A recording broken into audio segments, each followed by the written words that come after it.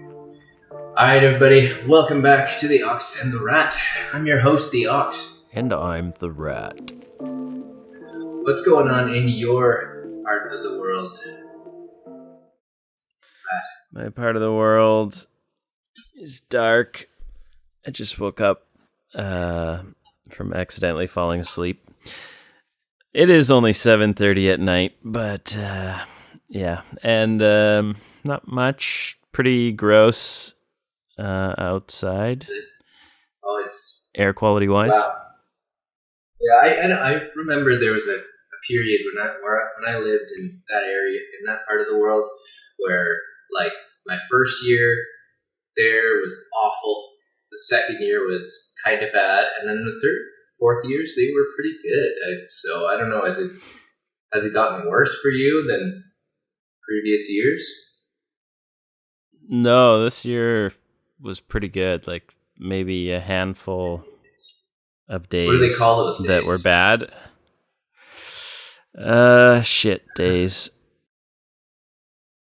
But yeah, this one is from the dust, the yellow dust. Oh yeah. From the desert. Oh yeah, I've heard about that.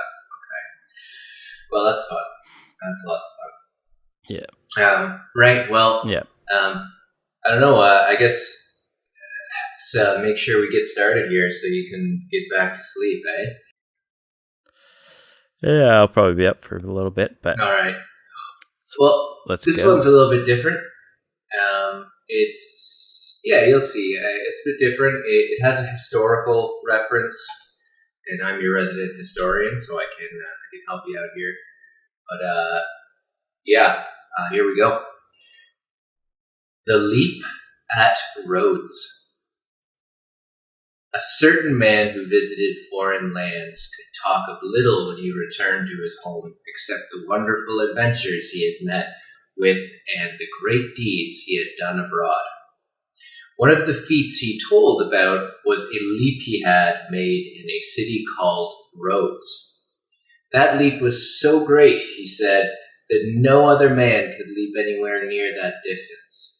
A great many persons in Rhodes had seen him do it and would prove that what he told was true. No need of witnesses, said one of the hearers. Suppose this city is Rhodes. Now show us how far you can jump. Oh, do you get that?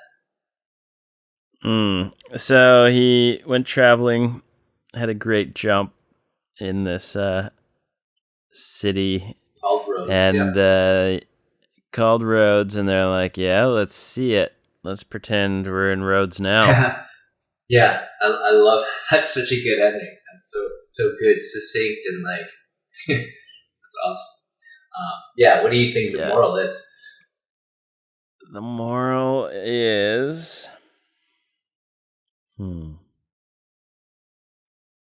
Oh, this is probably this might be going in a different direction, but actions. It's something like actions are actions, or accomplishments are only something like. Nah, I can't say it in a proper way, but something like they're only good if seen. Essentially, like a story of an action is not as good as one that's seen. I don't know. Yeah, that's pretty close. This one's a classic that we've all heard before. Deeds count, not boasting words. So actions speak louder than words, right? That's basically what it is. True. Enough for most people. The city Rhodes, I don't know why they chose Rhodes. Of course, I don't read these beforehand, but I imagine it had something to do with the Colossus of Rhodes, one of the ancient wonders of the world. You should check that out if you haven't seen it. Look it up right now. It was one of the wonders of the ancient world. And I thought... Is that the steps? No. Colossus of Rhodes. So it's a gigantic, massive statue. And this statue is said to straddle, the two legs of this giant statue are said to straddle the inlets to the harbor. What I think they call them moles. I don't know what they call I'm not totally sure on them, but the breakwaters for the entrance to the harbor. The Rhodes is an island off the coast of Anatolia, modern day Turkey. Yeah. Well, it seems like they ripped off that Game of Thrones. Yeah, well, or I believe. vice versa, right? Game of Thrones ripped off the wonder of the ancient world that was created 10,000 years. Yeah. Not 10,000. Kidding there, but yeah, you can see on one of the shots, I think at the beginning, there's some sort of statue that straddles some waterway. Yeah, we don't know what happened. I don't know if it was ever confirmed that it exists. Anyways, I thought he was going to be like, "Oh, I jumped the harbor, like I jumped that distance." Sure you did. Yeah. Whew, no, I'm tired too. Yeah. So that's the whole story of Rhodes. Don't know why they chose that for here, but the moral, of course, is quite classic. Deeds, actions speak louder than words. Deeds count, not boasting words. And off the top, like I said, I totally agree. I mean, yeah, I used to be somebody who probably exaggerated a little bit in stories and stuff. I think there's a weird thing about stories where they kind of lend them. I think there's like psychology around how, you're telling a story and then like over time, like you just feel the need to exaggerate just to fill in gaps or something. I don't know, but I've definitely been guilty of that. And then when it comes to things like my job or being at school, it's nice to have ideas, but get it done. Here's a classic. When I was a teacher, like you'd hear people say all these things, like, why can't you just, like, our parents, for example, you got to do this, like, why can't you just do that? It's like, well, that's a really nice idea, but that's not possible. Literally, let me tell you why. And people make all these claims about the teaching profession, right? I have my sympathy for teachers. I used to be one, like I said. Sometimes I talk ill of the profession in certain situations, and I think that's both things can be true. But like, as a teacher, like there's so many confounding things that prevent you from doing what you've been trained and understand to be best. Student-centered learning, for example. I remember when I worked abroad, that was my go-to, right? Like I didn't want to lecture, and it took like 3 years to get the students who were completely unaware of this concept. I mean, the Confucian approach is master apprentice, essentially, and it has its place. So I'm sure you're going at them and saying like, no, here's what we're gonna do. We're gonna do it my way, right?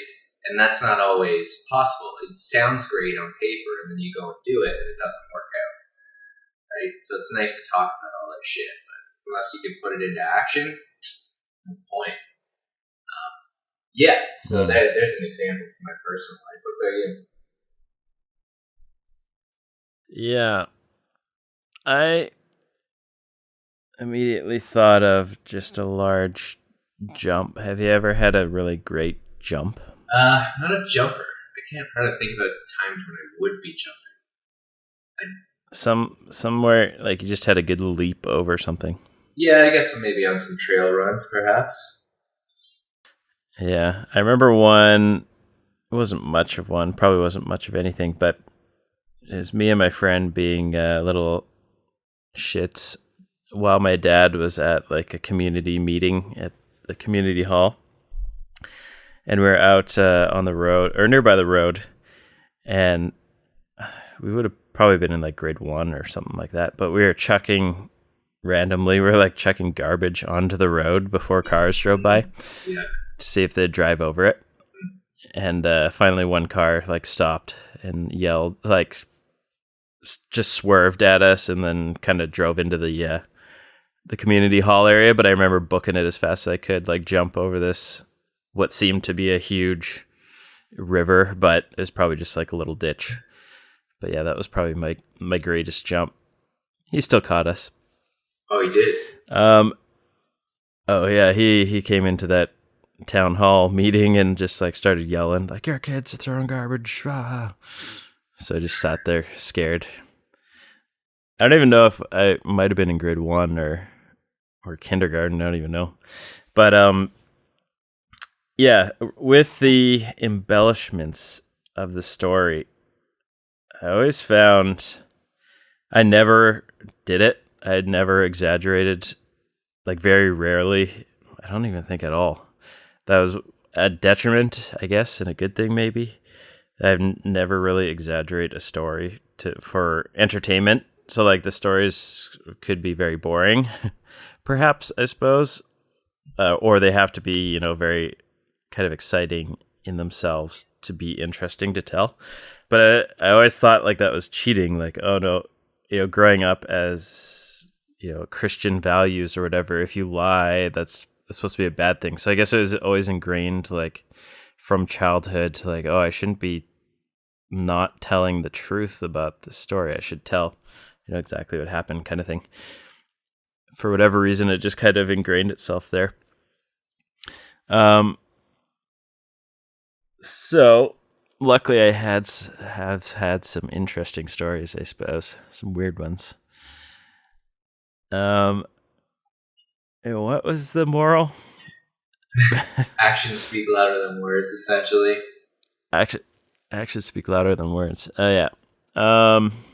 Yeah.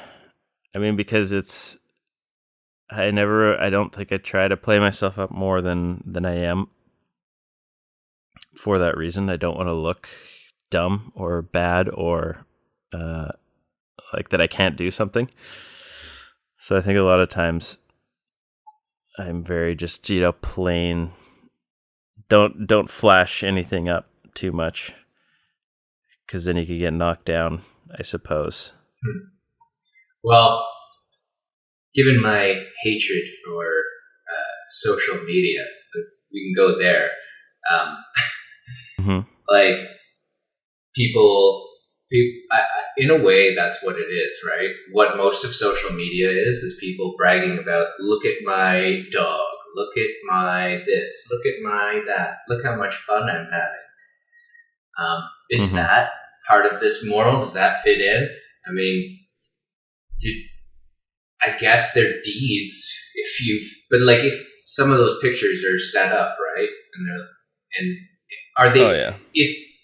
Okay, it says not just boasting words, actions speak louder than words, but like, is it really an action if you've set something up or given just like a snippet of something and said, look where I am,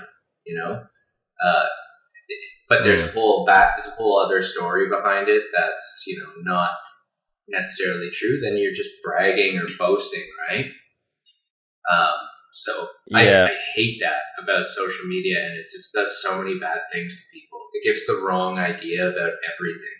Like I could take one picture in anywhere and say like, look at the epidemic of homelessness, for example. I'm not making fun of homelessness, but that one picture doesn't capture the macro situation or even the micro. It's just an instance, even a picture of a beautiful day. Like, look at me, look at my run. I'm going for a run. You should be running too. Like, okay, but what did you do the rest of the day? Maybe you had a shitty rest of your day. Another great one, and I'll leave it at that, is fitness. Man, people are so full of shit when it comes to fitness. I'm not a personal trainer, but man, I've gone through so many things about it. I consider myself extremely fit. Of course, my focus is functional fitness, stuff like 7-4 kettlebells and battle ropes. Back to endurance running right now. And it goes beyond the just, oh, I can lift X amount. And it's like, great. Even if that's true, like, it doesn't mean that you are healthy or fit, right? What about workout volume? If you lift one thing that's 300 pounds 2 times, that's 600 pounds. What if I do, 150 pounds, 10 times and then 8 times, and then, you see the point. Who's fitter? Yeah, I think it's absurd the way people talk about fitness, and I've definitely been guilty about it. There's definitely a bragging component to it, and you just got to do it for yourself at the end of the day. But like, just because you can, do one thing, even I guess that's a deed. It doesn't mean anything at the end of the day. There's always somebody who could do better. So it's best, like you said, to be humble in general. Yeah, I always didn't really understand that, like, or was confused if you're like, well, I can lift 350 or whatever. I'm like, what? Okay, yeah. But I wasn't sure if they were doing, 3 sets of 12 of that, or I'm like, were you actually doing that often, or what is that? I don't understand. What's the point of that? Does that help? I don't know. Yeah. Always made me look weak, that's for sure. Yeah. Yeah, it's interesting, this, maybe not part of the moral, but the story is kind of interesting of going abroad and coming back and just having all your stories of abroad. And then people you meet are just like, I don't care. That's kind of the thing. Unless you've been there or something like that, like, it might be cool at first to tell these stories, and then people are just like, yeah, I don't want to hear this anymore. In one, they might be a little bit jealous of, like, I suppose, that they didn't go or things like that. And 2, they can't relate. But I remember that happening after I came back from Thailand when I was like 19. And we were talking to a buddy of ours, and I brought it up less, but the guy that I went traveling with maybe brought it up a bit more. And the guy's like, yeah, I get it. Like, you went abroad, you traveled. It's a big deal. I've been places as well. But yeah, that seems to be a common thing. Did you bring up your living abroad much? All the time. Where you are? All the time. Yeah. And it's very useful in a lot of ways, but it also, have a few drinks and it becomes more of a storytelling, like, campfire thing. And, there's always, and in those storytelling moments, because we're imperfect storytellers, rememberers to begin with, there's always an element of exaggeration that'll creep in, I think, whether you intended it or not. I've done this before too, and I don't know why, but taking somebody else's story and then you saying it's your own, I've definitely done that before.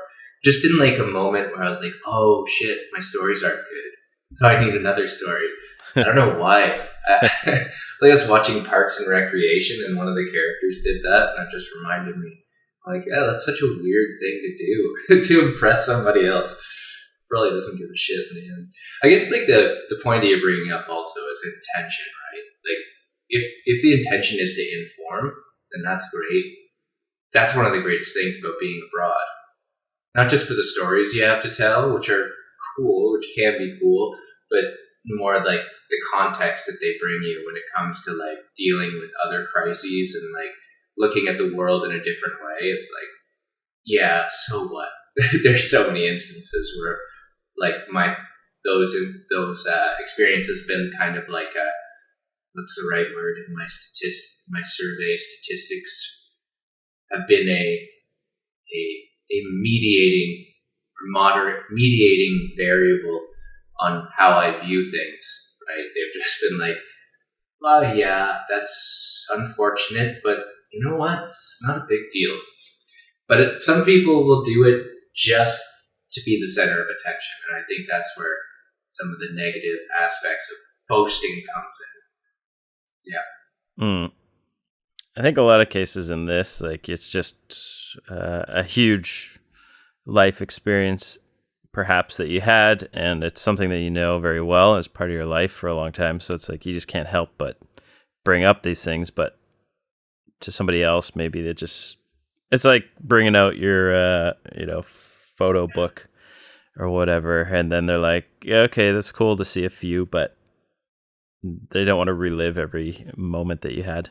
Yeah, it's like that beginning with your refrain, like, and you're like, oh, here they go again. And it's like, I remember when I was in, and then it's like, oh, he's gonna Yeah. Yeah, like those qualifying phrases that start off when people do them, and then the worst part is when you're aware of it, and then you start going. I've done this where I start going down that road. I'm like, oh, this is probably really annoying. It's gonna be me doing that. Yeah, get self-conscious about it. And then the story sucks, and you feel like the need to embellish it. But I think I've definitely developed. I know I've developed a bias towards action in since the whole cancer thing. So, I mean, I am a person of action. Like, I don't like saying things and not doing them. Yeah, it bothers me. It really does. It didn't bother me so much before, but I don't know. Like, that whole experience is just. I think it's just I just have this constant feeling like there's not enough time. There's not enough time. There's never enough time. So it's like, somebody was talking about work the other day, and they're like, I'm just trying to compare the old me to the new me, for example. And like, I brought up this thing because I'm back into running, and I'm trying to do the zone 2 cardio thing, which I'm super happy about. Like, wow, running doesn't need to be awful. And I was like, hey, teamwork, like coworkers, I'm the new guy too, so it's hard to say this stuff. Like, we should start a fitness group. Anybody in? And like a lot of people were, which is really cool. And then the bragging started from certain individuals, not me. I did say that, and then I was like, well, we should start a charity. Like, why don't we do something for charity? I think that I wouldn't have been the person before to suggest that, first of all, but I knew that I would do that in that moment. Like, I was like, I'm 100%. And people were like asking questions and like, how should we do this? Like, should we do this? And I was like, man, just choose one and I'll set it up. Like, I'll do it and no problem. And then there are people like, oh, should we do it for people to drop out? Like, whatever, what do you think?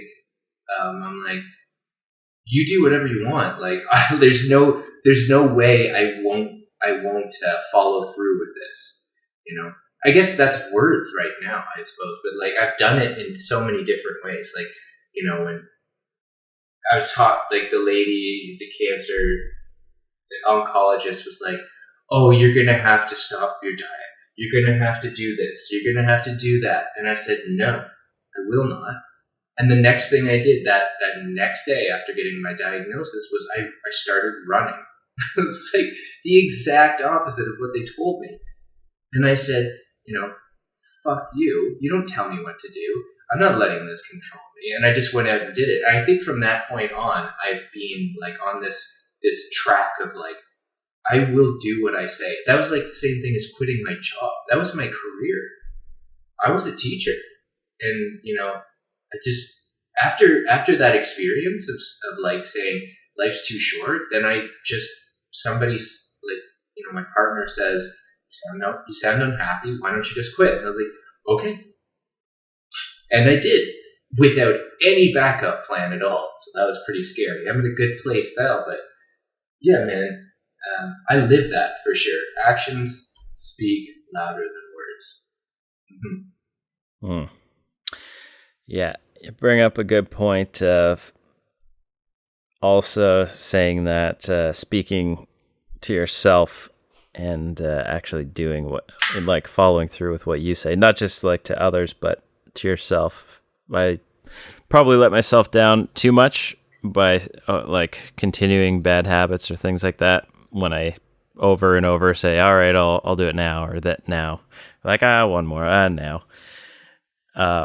Speaking to yourself and actually following through on it is also maybe more important for me, I suppose. Well, that's interesting. Yeah, the lies we tell ourselves, not just others. Or not the lies, but the word, what we say versus what we do internally. Yeah.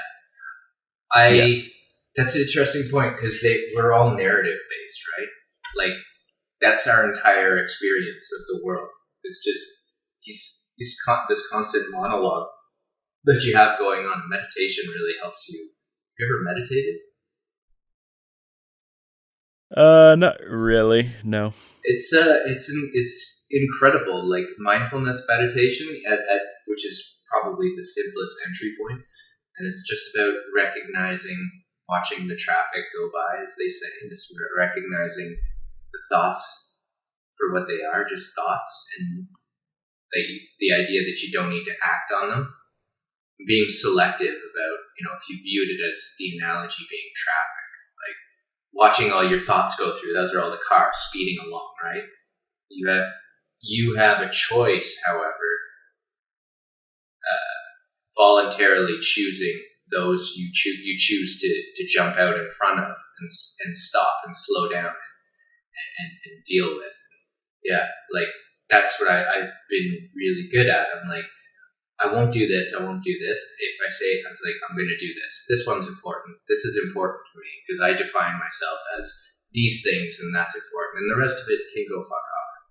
Like, I'm pretty good about that. I really have a few issues that I'm working on, but that's part of it too, right? Being very selective about choosing the stories or choosing the thoughts you choose to choosing the thoughts you decide to focus on. For me, it's always about education, health,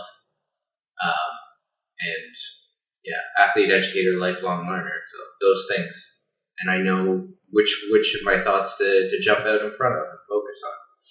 Maybe you could do a little bit of that. Read Atomic Habits. Great book. That's where it all started for me. Maybe the Cliff Notes. Cliff Notes. Well, I mean, it's about developing lifelong habits. So, what's a habit? It's a thing that you do automatically, more or less. I'm doing a terrible job of giving Cliff Notes here, but part of some of the key principles are habit stacking, but everything, like adding on things, like in my morning is a great example of a habit stack. Whether I was working and traveling like an hour every morning to get to work, and now we're at home, of course, it's always the same. It involves some element of deep breathing meditation. I get my workout done, and I have a cold shower, hopefully a hot sauna. I can't do all of those things anymore, but that's essentially what I still do because those things are important to me, right? Because like I said, athlete, educator, lifelong learner. Add on top of that, maybe I'm listening to a podcast while I'm doing those things, or while I'm in the car, so I'm learning. Lifelong learner, and there are always podcasts about things that I find fascinating. Matters with all kinds of stuff. Meditation, breathing, maybe it's an audio book. They're all self-help books with me. So those are your stacking things together. And by the end of the day, you're like, wow, Jesus, I accomplished a lot and I'm happier and better off for it. But it all builds from this idea that you need to define what's important. Like I said, those 3 words, that's maximum for me. In learning design, we talk about, there's a few different rules. 4 plus minus 1 or 7 plus minus 1. I don't like the 7. I think that's too many things. But as a baseline, those 3 things that define me allow me to say, this is what's important. These are the things I'm going to act upon.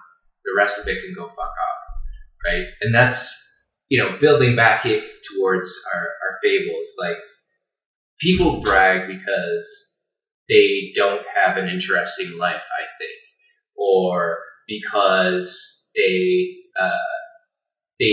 feel they're projecting, right? They feel like they're inadequate, not interesting.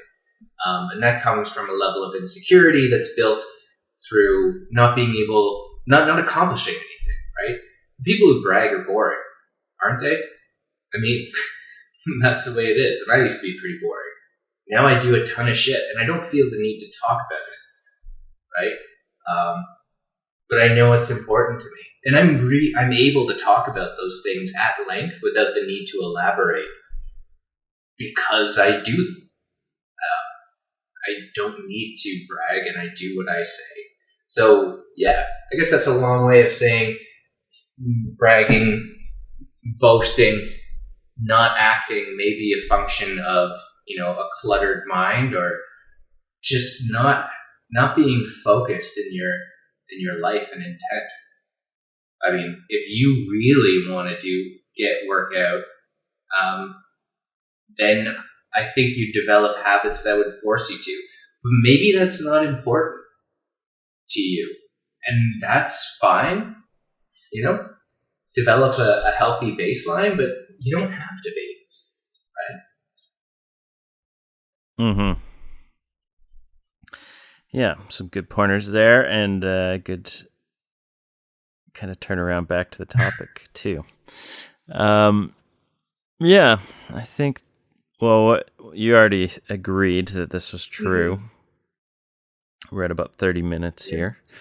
I would say as well. I mean, this is a pretty classic one. You hear a lot, so it stuck around for a reason, right? Yeah, eternal truths. Yeah, some of them are. So a thumbs up from both of us here, and we missed last week, so they'll probably, well, depends on how lazy I am. We'll catch up. There'll definitely be one out. There'll definitely be one out this week, and maybe 2 on YouTube. Who knows? Or I save it as a banked episode.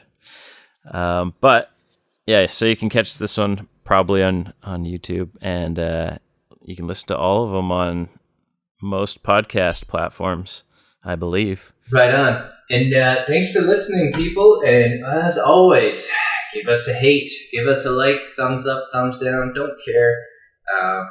Yeah, and let us know, of course, how we say something. Do something. Actions speak louder than words. Although I guess in this case, those are just 2 words. But if you give us the action, if you through your words tell us the actions to take, maybe we can put our money where our mouth is. I think in this case, the action is the words. Yeah, I suppose so. Yeah.